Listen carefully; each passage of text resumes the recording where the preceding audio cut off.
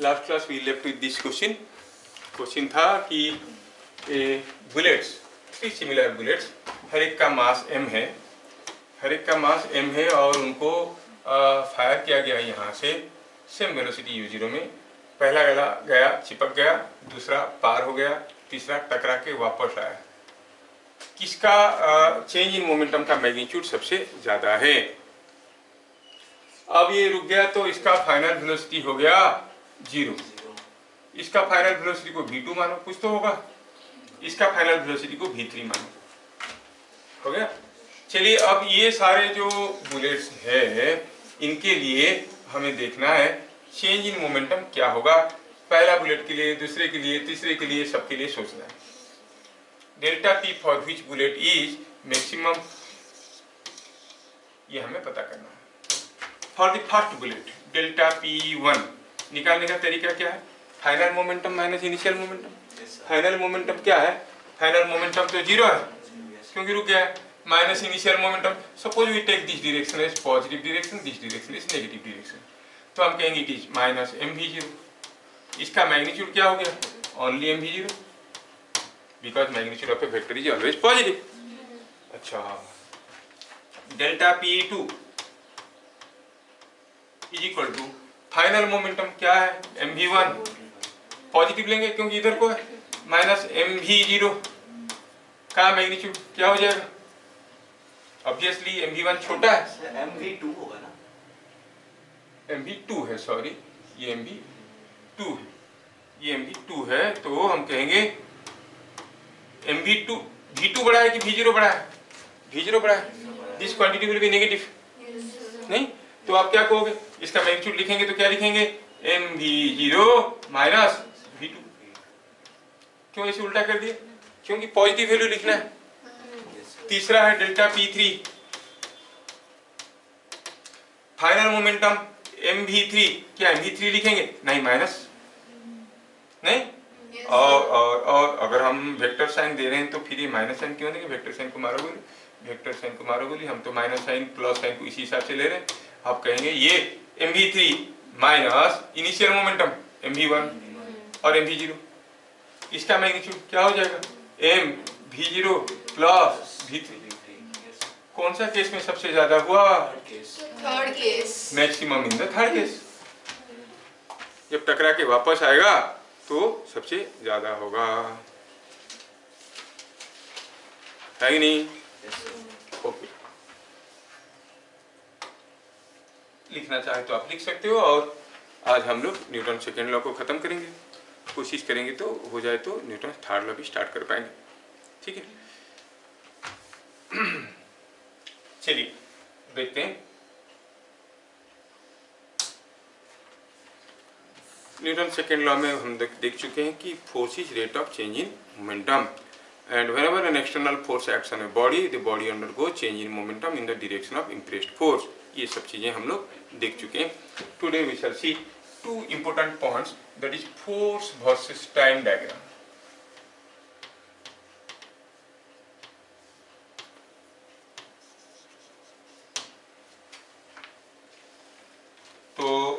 तो हम कहेंगे कि अगर कोई बॉडी के ऊपर आता हुआ फोर्स समय के साथ बदल रहा है, ये समय के साथ बदल रहा है, कैसे बदल रहा है?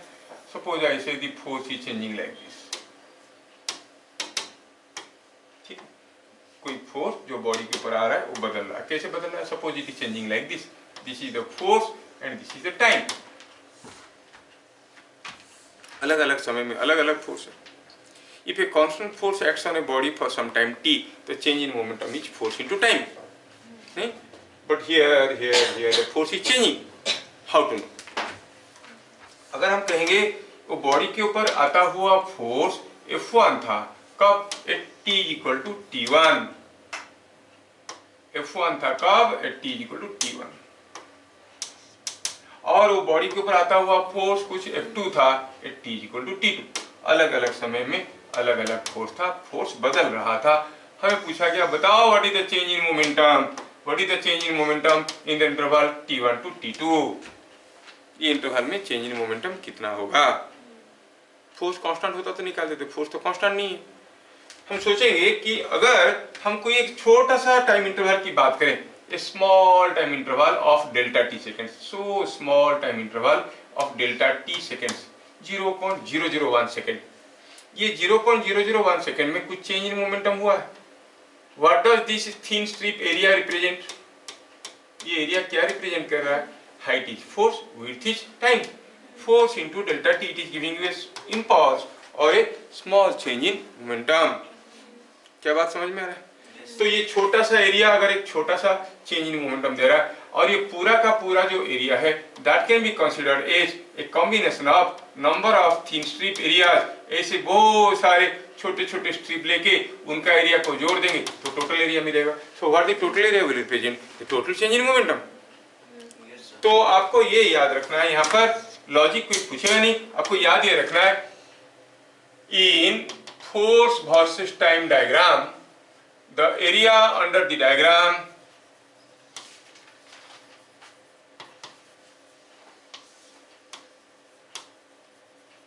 represents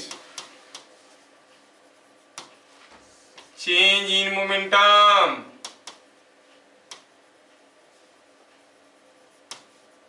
पहला चीज याद रखना है, area under the diagram represents the change in momentum।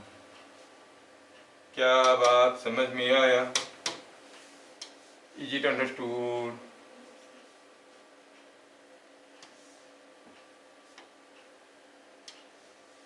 The area under the diagram represents change in momentum। ठीक है, यहाँ पर हम बात कर रहे हैं इस एरिया की जो रिप्रेजेंट कर रहा है चेंज इन मोमेंटम।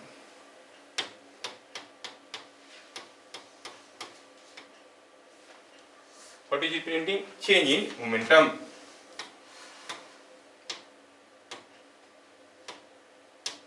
क्या बात समझ में आया? This area is representing change in momentum. Understood? Yes. Area under the diagram is change in momentum, it is understood. Okay, हो सकता है कि जो फोर्स है वो वेक्टर है, उसका डायरेक्शन बदल रहा है।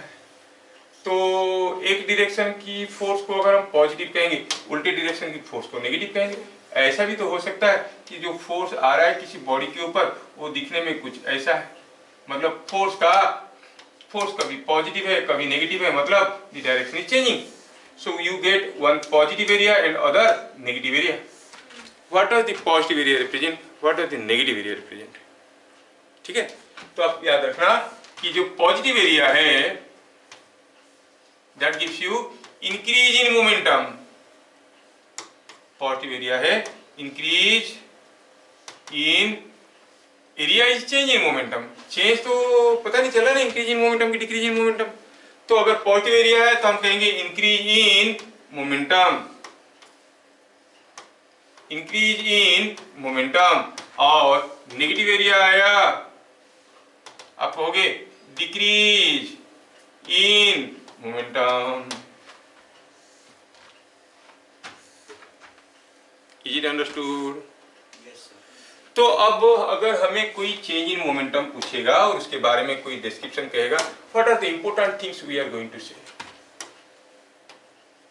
डेल्टा पी, डेल्टा पी ये क्या है? Change in momentum. इसके बारे में हम क्या क्या इंपॉर्टेंट चीजें कह सकते हैं?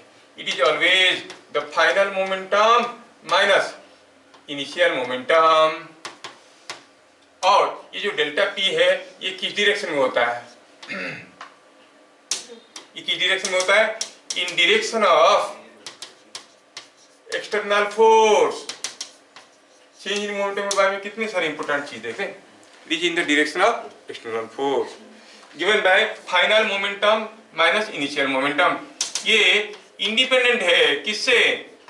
Independent of final and initial momentum. अरे सर अभी बोल रहे हैं 30 माइनस 30, अभी बोल रहे हैं उनके ऊपर डिपेंड नहीं करता। हाँ डिपेंड नहीं करता है, हम जानते हैं। Change in momentum is given by this but it doesn't depend upon this.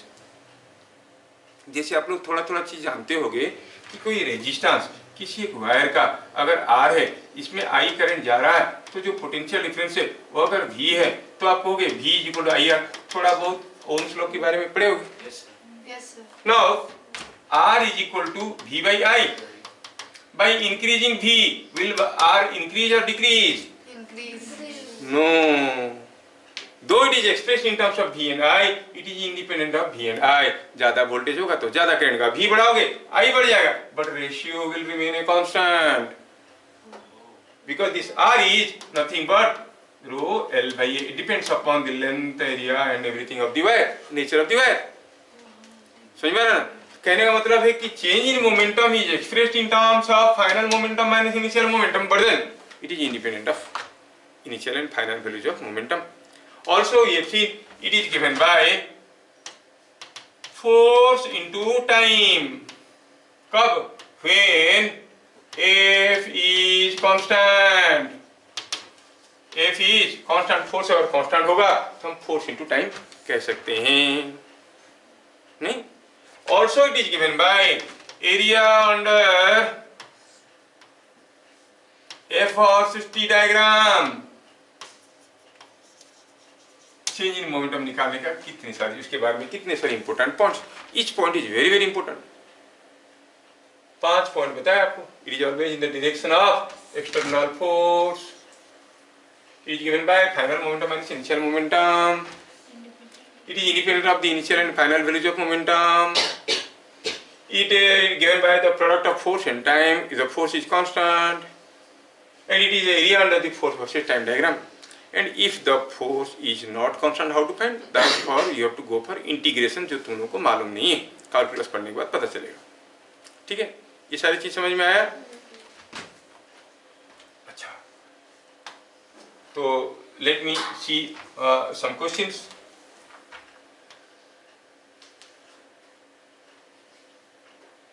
हम कहेंगे a body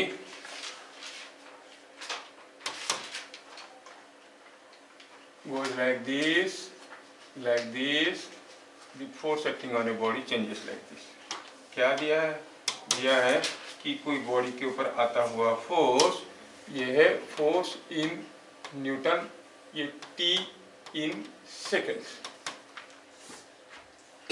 ठीक है. अब दिया है कि इसमें फर्दर दिया है कि ये जो आपका वैल्यू है फोर्स का, ये कितना है? से इट इज -5 न्यूटन. और ये जो वैल्यू दिया हुआ है, suppose it is given 12 Newton, और दिया गया है ये है 4 सेकेंड्स, और ये दिया है 6 seconds.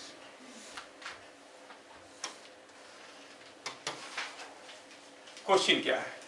A block of mass 2 kg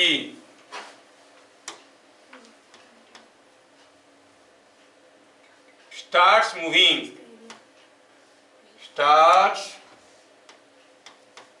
moving by a force which varies with time as shown, जो समय के साथ ऐसे बदल रहा है, varies with time as shown. ठीक है. Find final kinetic energy of the block. Block का फाइनल काइनेटिक एनर्जी बताओ. हरी, मास दिया है, फोर्स वर्सेस टाइम डायग्राम दिया हुआ है, काइनेटिक एनर्जी पूछा है. डायरेक्ट मेडिकल इंटरेस्ट का क्वेश्चन है.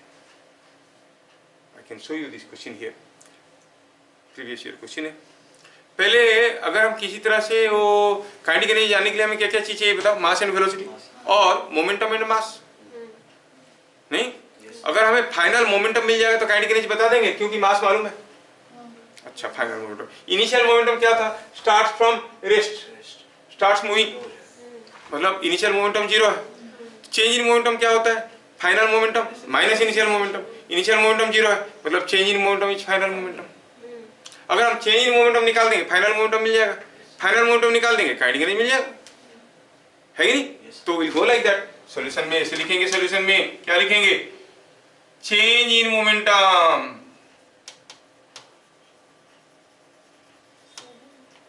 Is equal to area under the diagram. Area under कौन सा diagram? Force versus time diagram, F versus T diagram. क्या ये एरिया हम पता कर सकते हैं? हाँ, क्यों नहीं कर सकते। ये एक पॉजिटिव एरिया, ये एक नेगेटिव एरिया, ये पॉजिटिव एरिया, ये नेगेटिव एरिया। पॉजिटिव एरिया कितना है? Half base into height, minus negative area कितना है? 2 इंटू 5। क्या बात समझ में आया? आया समझ में? तो ये हो गया 24 minus 10 is 14 kg metre per second. ये हो गया चेंज इन मोमेंटम। और हमें यह भी मालूम है कि जो चेंज इन मोमेंटम है, as body starts from rest, starts from rest, आपको हो गया initial momentum is equal to 0। Now change in momentum is equal to final momentum minus initial momentum. So initial momentum being 0, change in momentum is final momentum. This implies final momentum is equal to change in momentum is equal to 14 kg meter per second. So final kinetic energy क्या formula है? P square, P final का square by 2m. So 14 का square by 2 into 2. Is it coming out to be 98 joules? Edit नहीं हुआ क्या? नहीं हुआ? नहीं 7 49 sorry I am so sorry 49 joules. क्या बातें समझ में आ रहा है? ऐसा क्वेश्चन आप लोग कर सकते हो? ठीक है। Force acting on a body of 5 kg uniformly increases from 10 Newton to 20 Newton in 4 seconds. Find magnitude of change in momentum. अब फोर्स कांस्टेंट नहीं है, फिर भी हमें पता करना है magnitude of change in momentum क्या होगा। फोर्स बदल रहा है, यूनिफॉर्मली इंक्रीज कर रहा है 10 न्यूटन से 20 न्यूटन इन 4 सेकेंड्स। 4 सेकेंड में यूनिफॉर्मली इंक्रीज कर रहा है। तो चलो तो थोड़ा ड्रॉ करके दिखते हैं ये फोर्स दिखता कैसा है। You see the force which is changing with time is uniformly increasing, मतलब एक वैल्यू से दूसरा वैल्यू में जा रहा है। कितने से? 10 से 20 में जा रहा है। It is going from 10 Newton to 20 Newton. कितनी समय में? You say in 4 seconds, 4 second में फोर्स जो है ये 10 न्यूटन से 20 न्यूटन चला गया। यूनिफॉर्मली मतलब straight line variation, linear variation. और आपको पता करना है चेंज इन मोमेंटम। क्यों जीविका बता पाओगे? How to find the change in momentum from this diagram?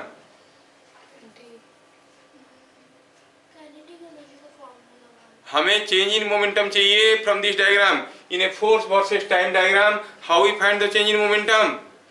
The area under the diagram. ठीक है। अरे हम फोर्स वर्सेस टाइम डायग्राम से मोमेंटम चेंज इन मोमेंटम निकालने का फॉर्मूला बताया ना। कैसे निकालते हैं? Area under the diagram. हाँ तो वही तो पूछ रहे हैं, कैसे निकालेंगे डाटा इसमें से? You have to find out the area under this. तो आप कहोगे here change in momentum is area under the diagram and how much is the area. आप कहोगे ये जो एरिया है आपको दिख रहा है, ये एरिया जो है ये तो ये एक ट्रापीजियम एरिया है कि नहीं? दिस इज ट्रापीजियम एरिया, ये एक ट्रापीजियम एरिया है। अब ये एरिया कितना हो जाएगा? हाफ 10 प्लस 20 इंटू 4 कितना हो गया? ये 30 into 2 60 kg metre per second. समझ में आया? So when the momentum is changing because of change in velocity, हमें ये सारा चीज समझ में आया। And related formula between force and mass and acceleration was F equal to ma, फिर m वाज कांस्टेंट। अगर मास बदल रहा है, समझ में आ रहा है? आपको ये बॉकेट में कोई स्मूथ फ्लोर पे बॉकेट में पानी रखे और ढकेल दिए, वो जा रहा है और वहां से पानी कंटिन्यूअसली लीक कर रहा है, तो उसका मास भी तो बदल रहा है। There is also a change in momentum. So in that case how to incorporate with, क्या लिखना है? हेडिंग क्या है? Calculation of force, calculation of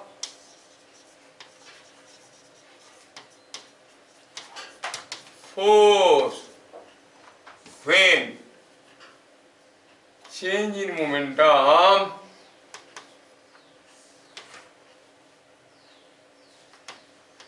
is due to change in mass.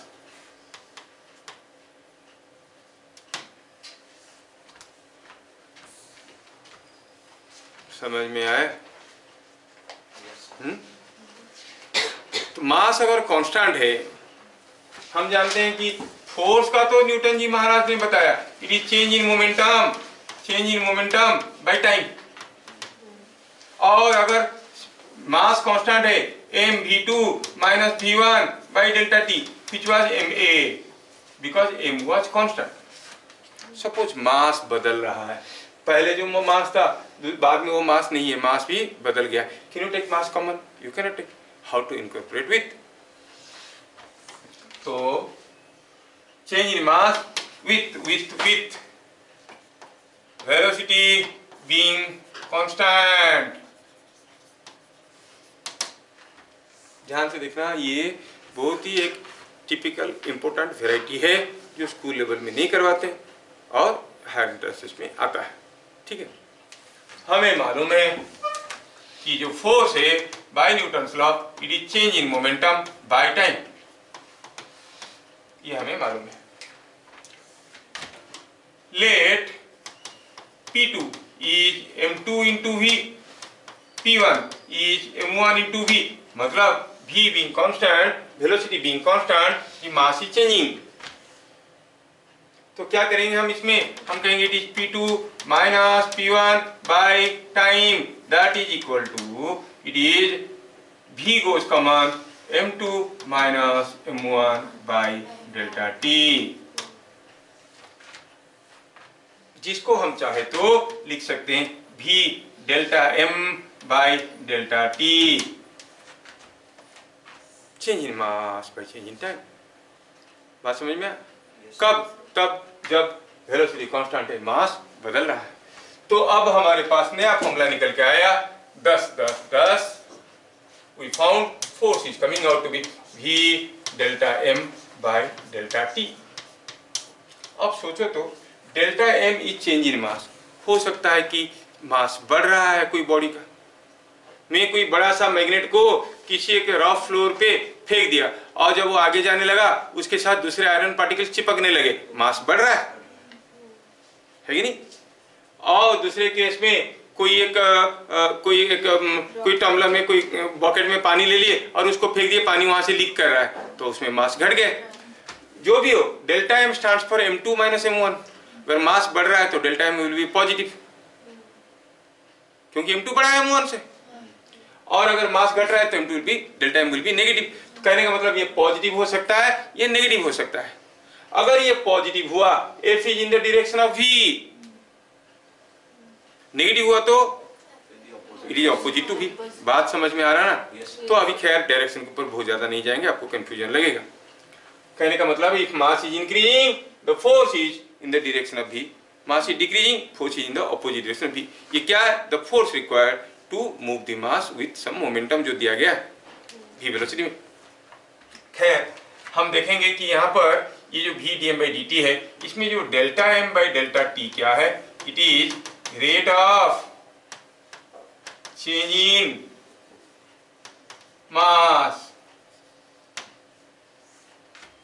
Rate of change in mass. और इसका क्या unit बनेगा? It is positive for increase in mass and negative for decrease in mass. क्या मेरी बात समझ में आ रहा है?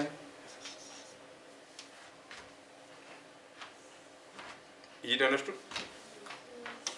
कब पॉजिटिव है कब नेगेटिव है हमें समझ में आ गया। क्या होगा यूनिट इसका?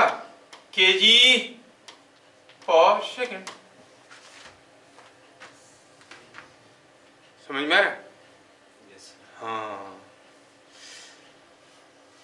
Is it understood? डायरेक्टली इस फॉर्मूले पे कुछ क्वेश्चंस करेंगे हम लोग। थोड़ा आप लोग इसको बढ़िया से लिखो।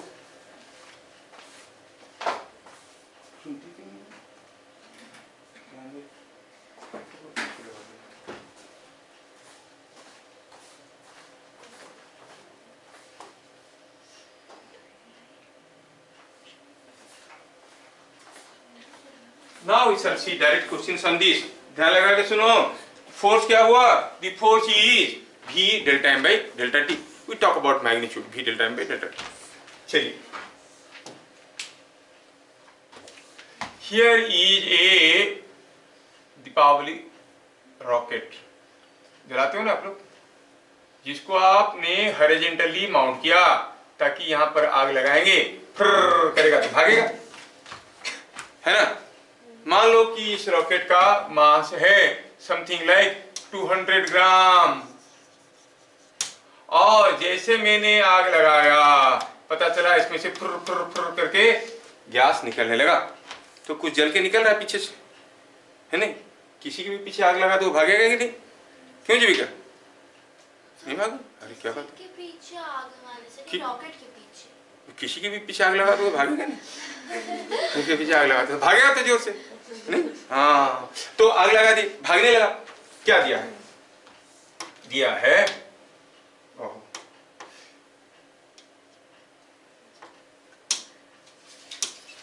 हाँ। और क्या है क्वेश्चन? क्वेश्चन दिया है, क्या दिया है?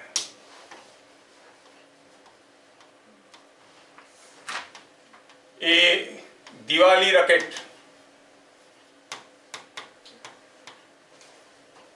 of mass 200 gram was mounted horizontally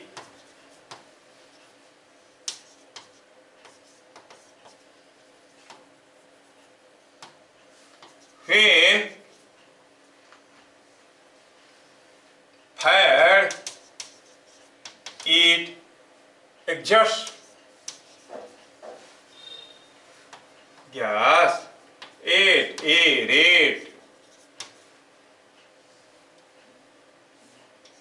5 gram per second at a speed 30 meter per second। समझ में आया? गैस निकलने लगा कितना स्पीड में? 30 मीटर पर सेकंड में। कितना गैस? 5 ग्राम पर सेकंड गैस निकल रहा है, लेकिन कितना स्पीड में निकल रहा है? 30 metre per second. Find initial acceleration of rocket. भागेगा ये? क्या एक्सीलरेशन में भागेगा? फोर्स पता चलेगा तब पता चल जाएगा, नहीं तो क्या कहेंगे?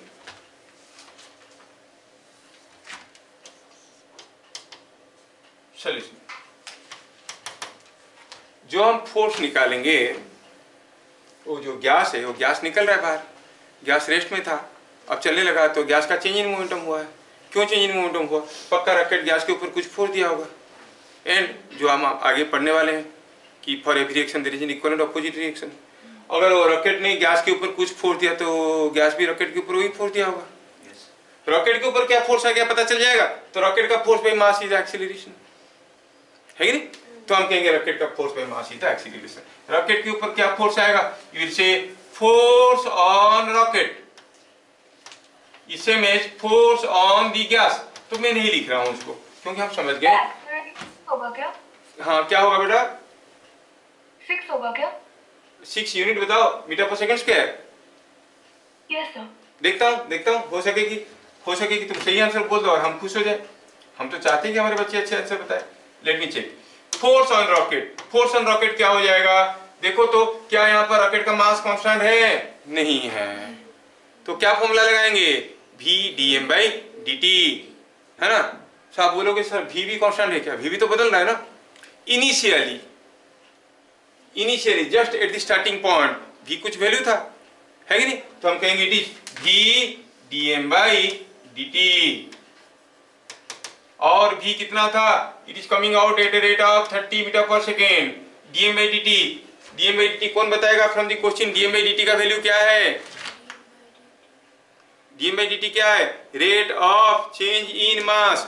रॉकेट का मास बदल रहा है किस रेट में? 5 ग्राम पर सेकेंड। सो इट इज 5 ग्राम पर सेकेंड को हमें कन्वर्ट करना चाहिए कि नहीं चाहिए? एमकेएस में करने के लिए 5 × 10⁻³ kg, नहीं? Yes sir. अरे बात समझ में आ रहा है कि नहीं आ रहा है? Yes. आ रहा है ना? यहाँ पर जो dm/dt है हमारा, उसके जगह क्या लिखेंगे? हम कहेंगे कि जो dm/dt है, यहाँ पर तो जगह खत्म हो गया और थोड़ा इसको इधर ले आते हैं। यहाँ पर जो dm करना भूल गए सर। हाँ हम जानते हैं तुम कुछ ना कुछ भूलते रहते हो। चलो ठीक कर लो इसको।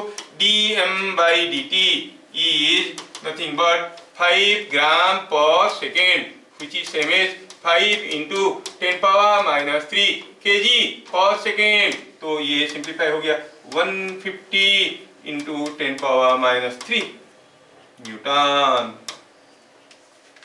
है कि नहीं?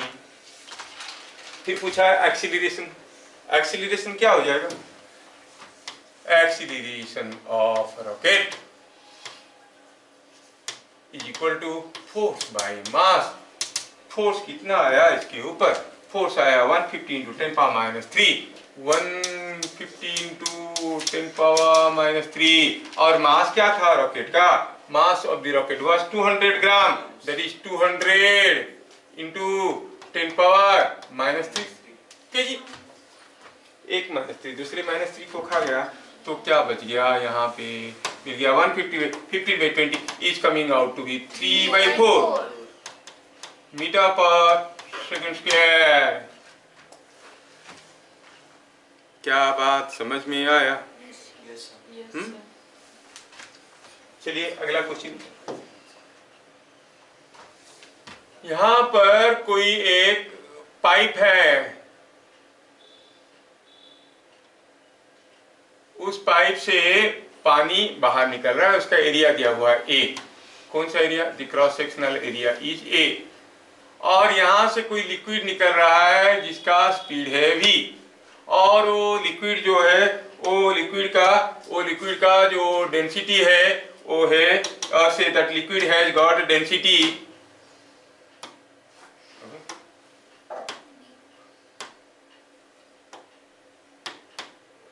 ये जो लिक्विड है इस लिक्विड का डेंसिटी है सपोज रो और d कुछ भी कहो, चलो d कहते हैं। d is the density of the liquid. d is the density of the liquid. क्या बात समझ में आया?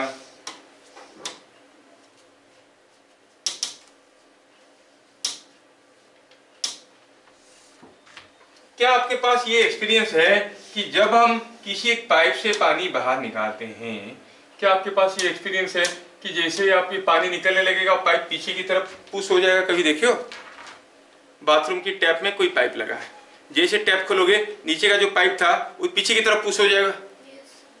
Have you not ever seen like this? देखिए ना, तो इसका मतलब जैसे ये लिक्विड बाहर निकलेगा पाइप को पुश करेगा ना, विथ व्हाट फोर्स? क्वेश्चन समझ में आया? क्या क्वेश्चन है? क्वेश्चन को लिखेंगे। From a pipe of cross section A और through a pipe of cross section a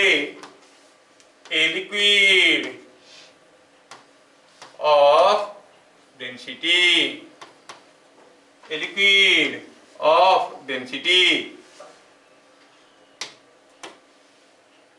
T comes out with speed v. Find recoiling force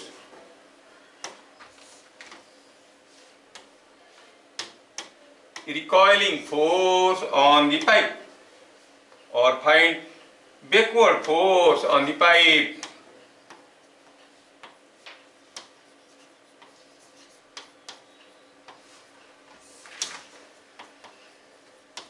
देखो ये सारा कुछ इनको सॉल्व करने के लिए I am taking it granted that you know Newton's third law, जो कि हम पढ़ाने वाले हैं, अभी तक पढ़ाए नहीं। That is for every action there is an equal and opposite reaction, that means one agent is applying a force F on an object, the object returns with a force F only. ये जितना force देगा उतना force देगा, ये सबको मालूम है, ये सोच के चल रहे हैं। आगे आगे आगे उसको भी देख लेंगे हम लोग, इतना तो जानकारी है। पूछा है कि पाइप के ऊपर फोर्स क्या आ रहा है। पाइप के ऊपर फोर्स क्या आ रहा है जानने का दो तरीका है। What is the rate of change in momentum of the pipe, लेकिन कुछ भी जानकारी नहीं है इसके बारे में, ना मास ना वेलोसिटी ना क्या हुआ। लेकिन हमें मालूम है कि ये पाइप से पानी फेंका जा रहा है, लिक्विड फेंका जा रहा है, तो लिक्विड के ऊपर कुछ फोर्स लगा रहा है पाइप, है कि नहीं। तो लिक्विड के ऊपर पाइप ने जितना फोर्स लगाया, लिक्विड ने पाइप के ऊपर उतना फोर्स लगाया, ये सोच के चलेंगे, है कि नहीं। तो लिक्विड के ऊपर कितना फोर्स लगाया, हाँ लिक्विड का मोमेंटम तो बदल रहा है, तो आप कहेंगे rate of change in momentum of the liquid is equal to force on the liquid. Whatever is the force on the liquid, who has exerted? The pipe on the liquid. Equal force the liquid must have exerted on the pipe also. तो pipe के ऊपर भी वही force होगा। तो पहले हम अगर पूछा है कि पाइप के ऊपर बैकवर्ड फोर्स कितना है, जितना फोर्स लिक्विड के ऊपर है, लिक्विड के ऊपर कितना है वही निकाल लेते हैं। क्या बात समझ में आया?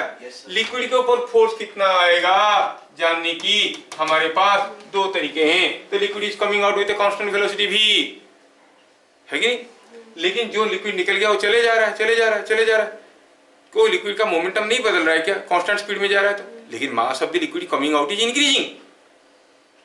समय के साथ साथ पहले 1 लीटर लिक्विड निकला था, मूव कर रहा था, फिर 2 लीटर निकला, 3 लीटर, सारे मूव कर रहे हैं। मतलब मोमेंटम ऑफ द लिक्विड बढ़ रहा है कि नहीं बढ़ रहा है, because the mass of the liquid is increasing. तो मोमेंटम भी तो बढ़ रहा है, मतलब लिक्विड के ऊपर कुछ फोर्स है कि नहीं। Whenever there is a change in momentum there must be some force. तो लिक्विड के ऊपर कितना फोर्स आ रहा है, rate of change in momentum. क्या लिक्विड का वेलोसिटी में बदलाव आ रहा है, एक बार v वेलोसिटी में फेंक दे तो v में ही जा रहा है, लेकिन उसका मास बढ़े जा रहा है। तो क्या फॉर्मूला लगाएंगे, v delta m by delta T. Delta m by delta T क्या है, rate of change in mass. Delta T second में मास कितना बदल गया, है कि नहीं। डेल्टा टी सेकेंड में मास कितना बदल गया। अगर आपको वैसे डिफिकल्ट लगेगा तो मैं ऐसे बता देता हूं, इन डेल्टा टी सेकेंड से शायद आपको समझने में आसान होगा। Length of liquid coming out, कितना लिक्विड बाहर आएगा बताओ तो। अगर v स्पीड में आ रहा है तो v डेल्टा टी आएगा ना। अच्छा, volume of liquid coming out, कितना लिक्विड कमिंग बाहर आएगा, coming out. What is the volume of the liquid. देखो ये लिक्विड निकला, इतना दूर गया, ये वॉल्यूम चाहिए ना, कितना दूर गया है v डेल्टा टी। एरिया कितना है a, तो a v डेल्टा टी। क्या समझ में आया, समझ में आ रहा है। Mass of liquid coming out, mass of liquid coming out, कितना मास निकल के आया, you know volume into density, a d v delta T. Volume into density होता है मास, मालूम है कि नहीं। Density equal mass by volume, तो मास हो गया, ये मास का लिक्विड निकल के आया। Momentum of the liquid, momentum of liquid और change in momentum rather will right, change in momentum of the liquid, change in momentum is equal to mass into velocity. Mass था a v d delta t into v। ये liquid पहले rest में था, अब चलने लगा। ये liquid पहले रेस्ट में था, अब ये चलने लगा है, तो उसका कुछ चेंज इन मोमेंटम हुआ कि नहीं हुआ, मास इंटू वेलोसिटी। ये हो गया आपका चेंज इन मोमेंटम। तो फिर force on liquid rate of change in momentum, that is you say delta p by delta t, है कि नहीं।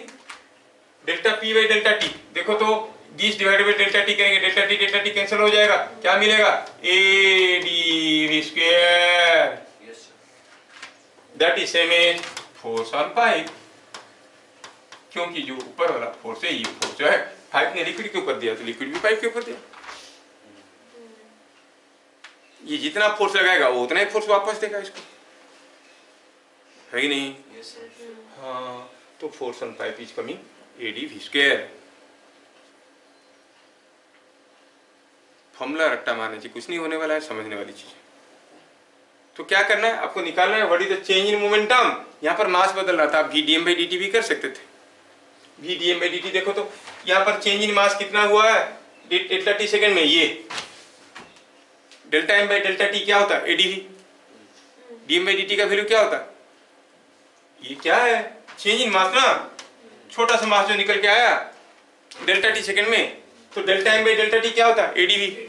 यहाँ पर क्या फोर्स लगेगा? V D M by D T, V into A D V, क्या हो गया? A D V square. ऐसे भी सोच सकते थे, आर यू गेटिंग? तो मैं आपको सिंपल फंडामेंटल वे में गया और निकाला कि force on the pipe is ADV square. क्या बात समझ में आया? अगले क्वेश्चन में आप लोग करोगे, फिर हम लोग आगे बढ़ जाएंगे। अगला क्वेश्चन है कि सपोज हम कहेंगे here is a heap of rope, रस्सी रखा गया है, ऐसे ढेर सारे रस्सी को ऐसे रखा गया है। अब रस्सी का एक तरफ को पकड़ के आप खींचोगे तो खुलते जाएगा, है ना? The rope in the heap has mass, कुछ भी ले लो, suppose lambda kg per metre. Find the force required, find the force required to pull the rope at a constant speed, constant velocity v। बोला है कि इसको constant velocity v में खींच के लेने के लिए कितना फोर्स चाहिए। अब बोलोगे कांस्टेंट वेलोसिटी में तो एक्सीलरेशन जीरो होता है, एक्सीलरेशन जीरो हुआ तो फोर्स जीरो होगा? नहीं, फोर्स हरदम मास इंटू एक्सीलरेशन थोड़ी होता है। कब होता है? फिर मास इज कांस्टेंट। जैसे आप खींचोगे, पहले पूरा का पूरा रस्सी बैठा हुआ था, खींचोगे कुछ हिस्सा निकल जाएगा, जो निकल जाएगा वही मूव करेगा, बाकी तो अब भी बैठा हुआ है। तो जो मूव करता हुआ रस्सी है उसका मास धीरे धीरे बढ़ रहा है कि नहीं बढ़ रहा है? बढ़ रहा है, तो उसका मोमेंटम भी तो बढ़ रहा है। भी कांस्टेंट हो तो क्या हो गया? मास बढ़ रहा है तो मोमेंटम भी बढ़ रहा है। मोमेंटम बढ़ रहा है तो फोर्स चाहिए, क्योंकि जब भी फोर्स चाहिए मोमेंटम को बदलने के लिए, कितना फोर्स चाहिए? तरीका क्या है? चलो देखते हैं। Rate of change in momentum of the rope, delta T second में कितना चेंज इन मोमेंटम हुआ? बात समझ में आया?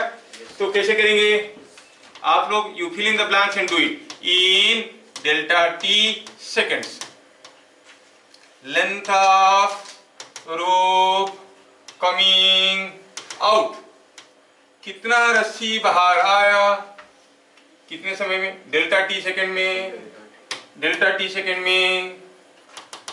Okay, mass of rope coming out, जो निकल के आया उसका मास कितना है? Change in momentum of the rope, change in momentum कितना हुआ? F, force required, which is delta P by delta T। कितना लंबा रस्सी निकल के आ जाएगा डेल्टा T सेकेंड में भाई? ये कितना दूर आ जाएगा? You say it is V delta T, V delta T। Mass of the rope coming out, कितना मास का लिक्विड निकल के आएगा? रोप निकल के आएगा।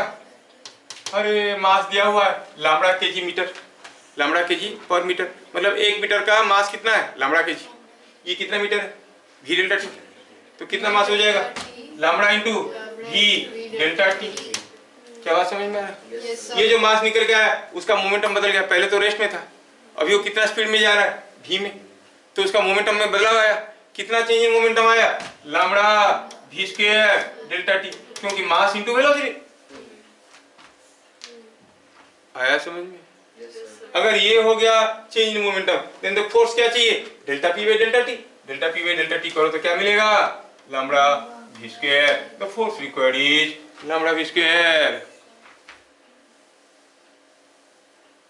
क्या बात समझ में आ रहा है? Yes sir. अरे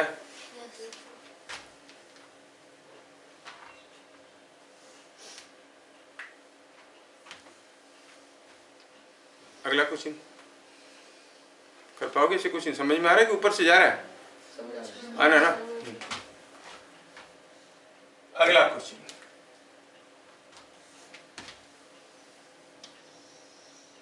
ये कोई एक गन है और ये गन बुलेट फायर कर रहा है, ऐसे ऐसे बुलेट जिसको ये m मास का बुलेट को v स्पीड में फेंक रहा है। A gun fires bullets each of mass 50 gram with a speed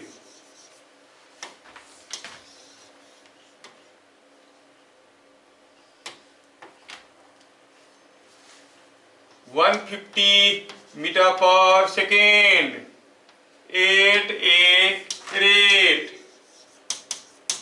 with a speed v is equal to 150 meter per second। ऐसे क्यों लिख रहा हूँ, क्योंकि I am to give you the final formula in terms of m and v, तो आपको याद रखने सब याद होगा।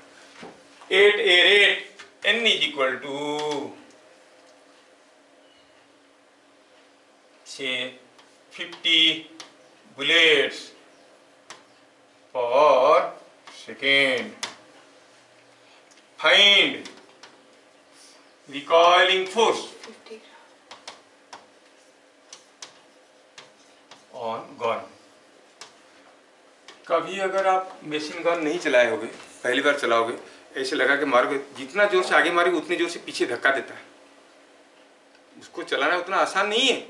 किसी को भी मशीन गन दे दोगे तो वो चला नहीं पाएगा, क्योंकि जैसे धूम मारेगा आगे बुलेट तो पीछे कोई धक्का देगा ऐसे और तोड़ देगा आपका पूरा। It can break your shoulder, soldier with a broken shoulder, ऐसा आ जाएगा। उसको ऐसे लगा के पकड़ के कैसे रखने से स्ट्रेंथ होगा, रख के उसको मारते हैं।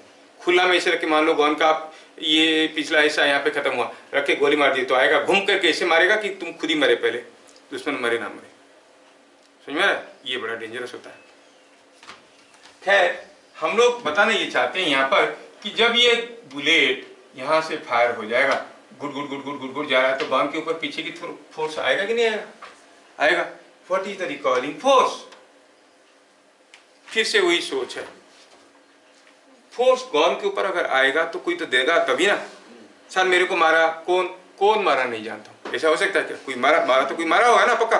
तो इसके ऊपर फोर्स आया तो कोई तो दिया होगा। कौन दिया? बुलेट दिया। कितना देगा? जितना ये उसके ऊपर देगा। तो हमें पता करना है कि गन के ऊपर क्या फोर्स है, मतलब बुलेट के ऊपर क्या फोर्स है। बुलेट के ऊपर क्या फोर्स है निकालना आता है, क्योंकि इसका rate of change in momentum निकालने के लिए डाटा दिया गया है। गन के बारे में कुछ नहीं दिया है, ना मास दिया, ना वेलोसिटी दिया, ना क्या हुआ, कुछ नहीं दिया है। हम बुलेट के बारे में सोच सकते हैं। I can say recoiling force on the gun is same is equal to and opposite to the force on the bullets. तो पहले चलो फोर्स ऑन द बुलेट्स निकालते हैं। कैसे निकालेंगे? Rate of change in momentum of the bullets, rate of change in momentum of the bullets. अच्छा तो कैसे निकालेंगे? Delta P for one bullet, जो बुलेट इसके अंदर रेस्ट में था अब गया v वेलोसिटी में, चेंज इन मोमेंटम कितना हुआ? mv। m का वैल्यू दिया हुआ है, v का वैल्यू दिया हुआ है, बाद में डाल देंगे। नहीं, delta p in 1 second, change in momentum 1 second में कितना होगा? 1 सेकेंड में कितने तो बुलेट छोड़ा है वो? n बुलेट्स है कि नहीं? So your set is nmv। तो what is the force? Delta p by delta t. ये डेल्टा टी कितनी समय की बात है? 1 सेकेंड का। So it is same as mnv। This is what is the force on the bullets and is not it same as the force on the gun?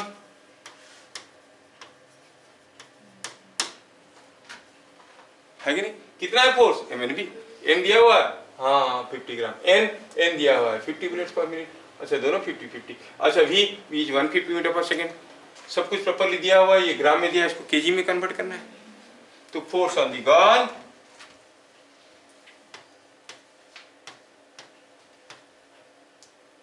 mnv is equal to 50 gram, तो 50 by 1000 kg। n हो गया 50 bullets, v हो गया 150 metre per second. मारपीट करो तो कुछ मिलेगा क्या? हाँ मिलेगा। तीनों का जीरो मिलके इसको खा गया, ऊपर आ गया 25 इंटू 15। ऐसा है क्या? है ठीक है ना? 375 न्यूटन। क्या ये बातें सबको समझ में आ रहा है? Yubika is now out of date, out of order, out of version। क्या हो गया? सो रहे हो ना? तुम जितना स्मार्ट थे और क्या? नहीं sir. Gravity cannot pull your eyelids. It's coming naturally. Sir नहीं सोता है, मेरे आँख छोटे हैं। ओह चलो ठीक। मैं आज पहली बार डिस्कवर किया कि your eyes are small। ऐसा हो गया होगा। ठीक ठीक। क्या सबको समझ में आ रहा है? हाँ यस सर। थोड़ा एक मुश्किल वाला क्वेश्चन देंगे, आप लोग ट्राई करना चाहोगे? Yes sir. क्या ऐसा हो सकता है कि यहाँ पर कोई एक प्लास्टिक प्लेट रखा हुआ है या फिर स्टील प्लेट रखा हुआ है जिसका मास है m, और क्या किए हम चाहते हैं कि गिर ना जाए, इसलिए क्या कर रहे हैं, यहां से बुलेट से फायर कर रहे हैं। यहां पर एक बुलेट अरेंजमेंट किए और ये बुलेट यहां से फायर हो रहा है और ऐसे जा रहा है। हर एक बुलेट जाके इसको टकरा रहा है, टकरा के वापस आ रहा है। Good good good good good good good good continuously अगर मारेंगे ये रहेगा कि नहीं ऐसे लटक के? समझ में आ रहा है? इसका मास m दिया गया है कि हर एक बुलेट को v स्पीड में फेंक रहे हैं और v में जाके जब वो टकराता है तो वापस आता है, मान लो कि वो v में ही वापस आ जाता है। और suppose it is firing n bullets पर सेकेंड, n बुलेट्स पर सेकेंड, ऐसे करके वो मार रहा है n बुलेट्स। बात समझ में आया? तो कंटिन्यूअसली मार रहा है। तो मान लो कि ये कोई 10 kg का है और यहाँ पर थर्मोकोल की बॉल को फायर कर रहे हैं जो कि 1 ग्राम का भी नहीं, मार के रोक सकते हैं क्या? नहीं। थोड़ा हेवी बॉल होना जरूरी है ना। पूछा what should be the mass of the bullet, ताकि लटका रहेगा। Question is understood? Mass of the bullet क्या होना चाहिए कि प्लेट नहीं गिरेगा, नीचे से मारो good good good good good good good good मारो तो लटका हुआ है। हल्का वाला बुलेट हो जाएगा तो गिर जाएगा, बहुत हेवी हुआ तो फेंक देगा। क्या बात समझ में आ रहा है? क्या लिखेंगे? A massive plate, a plate plate plate ऐसे लिखते हैं। A plate of mass m is held floating by firing bullets as shown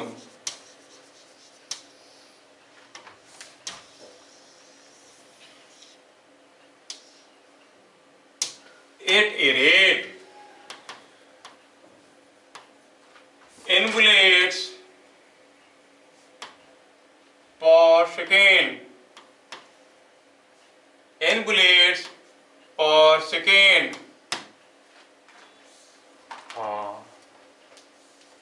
Each bullet strikes each bullet strikes, each bullet strikes and returns with same speed भी। क्या question समझ में तो आ रहा है ना? सेम स्पीड भी, find mass of each bullet. ये समझ में आना जरूरी है कि मास ऑल्सो मैटर करेगा इसको पकड़ के रखने में। क्या बात समझ में आया? क्वेश्चन समझ में आ गया तो ज्यादातर काम बन जाएंगे आपके। क्वेश्चन समझ में आना जरूरी था, क्वेश्चन समझ में आना जरूरी था। ये कोई एक प्लेट है, ये है प्लेट, और ये जो है गरम है ये बुलेट। बुलेट तो रेड होता है, रेड है।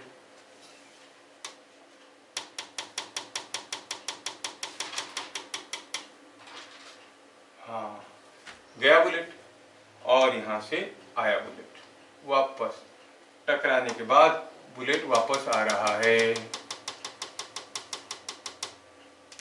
कितना स्पीड में गया? भी। आया कितने में? भी में। मास बुलेट का क्या होना चाहिए कि ये यहां पर ऐसे फ्लोट करते रहेगा जिसका मास m है।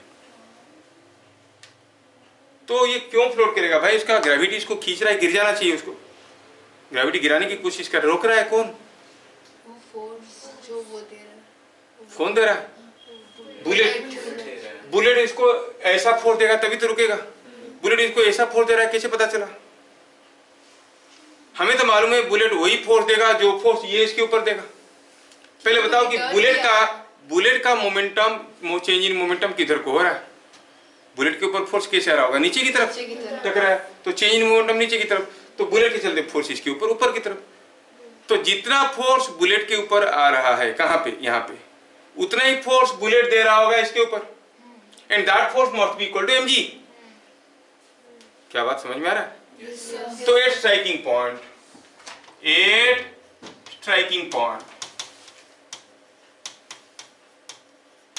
सॉल्यूशन की बात करें, delta P for one bullet. कोई बताएगा पैमान क्या है? एक बुलेट का चेंज इन मोमेंटम कितना है? बुलेट का मास क्या है मालूम नहीं है, फिलहाल आप m अस्यूम कर लो, m का वैल्यू निकाल देंगे। mv में गया, mv में आया, change in momentum -2mu। Yes, देखा, जोरदार, सचमुच जोरदार है कि नहीं? देखो ये mv नीचे की तरफ है, ये mv ऊपर की तरफ है। हम फोर्स की मैग्नीट्यूड बात कर रहे हैं, तो क्या कहेंगे? शुड वी से it is 2mv?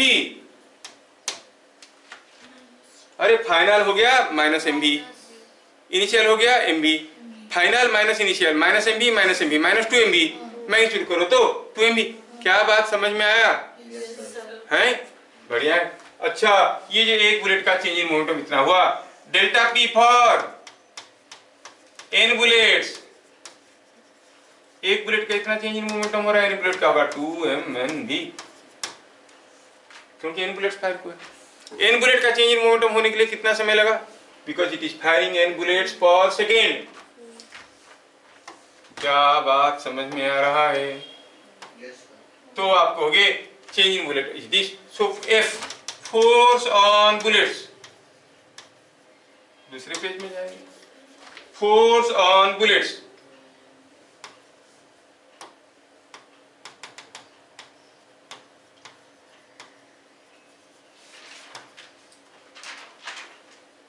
Force on bullets कितना हो जाएगा?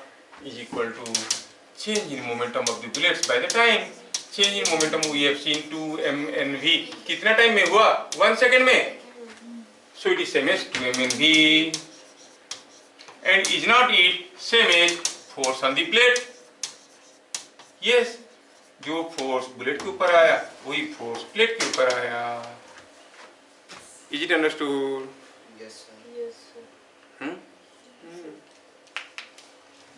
Now, see,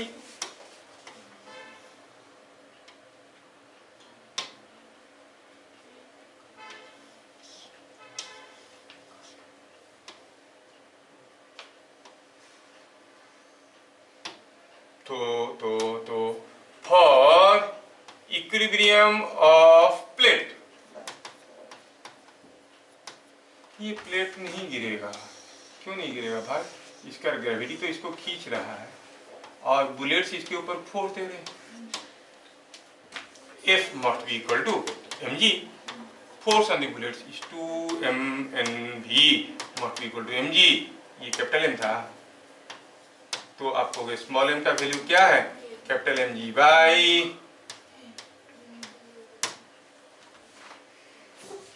है ना इंटरेस्टिंग क्वेश्चन?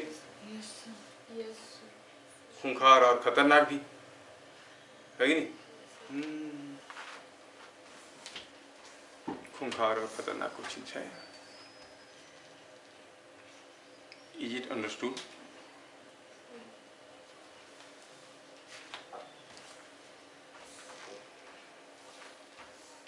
ये सारा क्वेश्चन को दोबारा बढ़िया से देखो और समझो, ठीक है?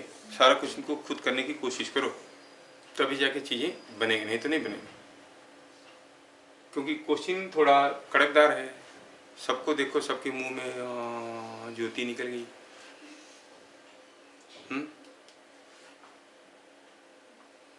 क्या हुआ? जोरदार को समझ में आया? Yes sir.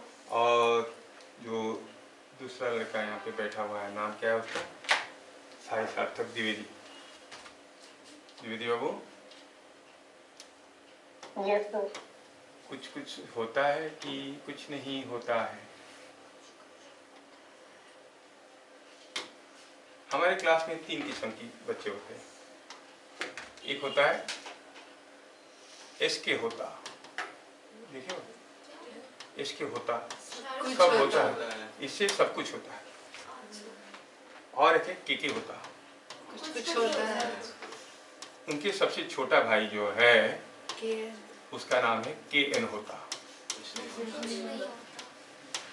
और असीलत में बताया कि आपको there is a family where there are 3 brothers with this name.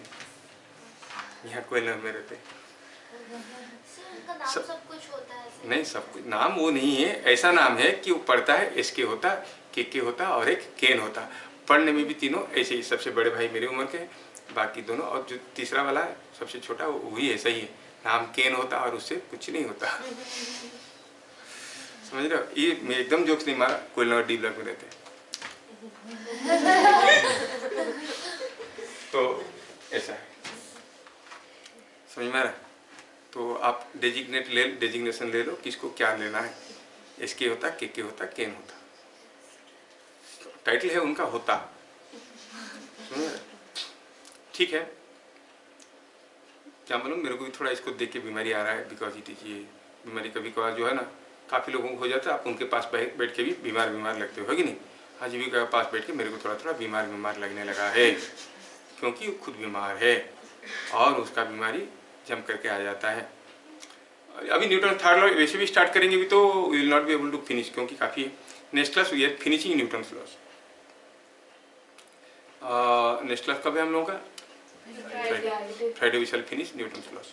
Okay, फिर मिलेंगे अगले क्लास, तब तक के लिए जय हिंद।